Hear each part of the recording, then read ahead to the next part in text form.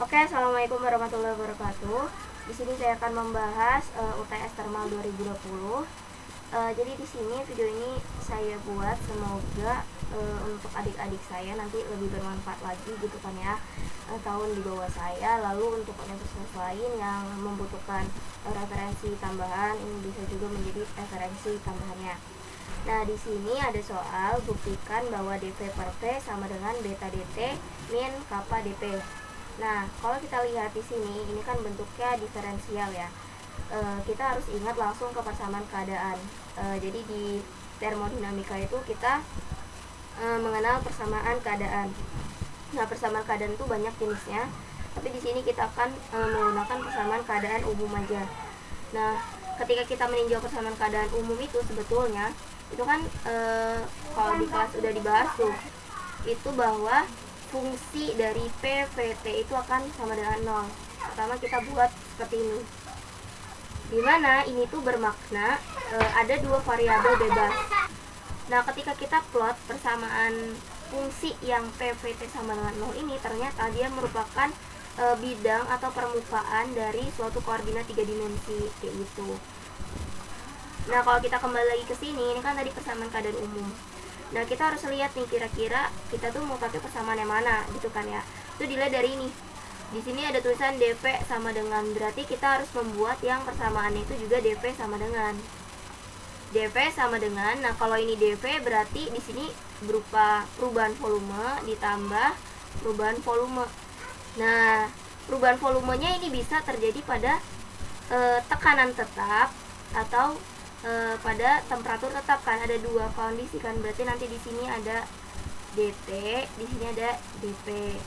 Nah, kalau ini dt berarti ini dot, kalau ini dp berarti ini dop. Nah, sekarang pertanyaannya, ini kira-kira pada suhu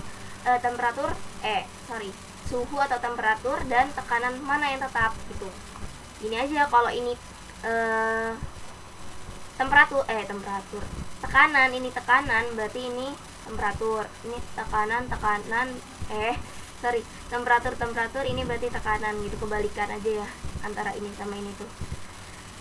Nah, kenapa? Karena ketika kita lihat di sini, ketika suatu volume berubah dari titik ini ke titik ini seperti ini, itu dia bisa aja terjadi pada saat tekanannya itu tetap atau pada saat suhunya yang tetap gitu. Ada dua variabel bebas. Nah, di sini kita harus ingat lagi rumus beta dan kappa. Ini sudah pernah diturunkan ya, bahwa beta 1 per V do V per do T. Ini ya, saat tekanan tetap. Lalu kappa itu 1 per minus 1 per do V per do T, do V per pada suhu tetap. Nah, kalau dilihat lagi beta sama kappa itu apa? Beta itu adalah kepemuaian, kalau kappa itu ketermampatan. Nah, di sini makanya namanya mampat itu kan kita beri pressure ya, kita beri tekanan sehingga volumenya itu berubah, tadinya misalkan besar menjadi kecil, makanya di sini ada tanda negatif. Nah, sedangkan beta ini pemuaian, berarti kan otomatis volumenya membesar, makanya dia positif. Nah, dari sini kita harus buat persamaan ini nih.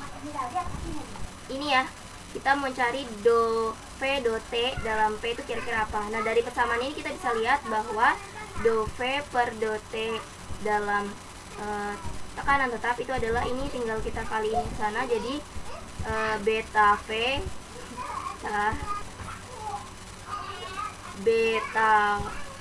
sedangkan do V per do P nya dalam T itu ini ya, V dikali K tapi minus ya, minus KV. Nah, sehingga kita masukkan ini dan ini ke dalam persamaan umum kita.